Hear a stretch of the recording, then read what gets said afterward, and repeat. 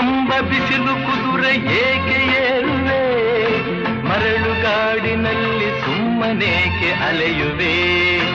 ಅವನ ನಿಯಮ ಮೀರಿ ಇಲ್ಲಿ ಏನು ಸಾಗದು, ನಾವು ನೆನೆಸಿದಂತೆ ಬಾಳಲೇನು ನಡೆಯದು. ವಿಷಾದವಾಗಲಿ ವಿನೋದವಾಗಲಿ ಅದೇನೇ ಆಗಲಿ ಅವನ ಕಾರಣ.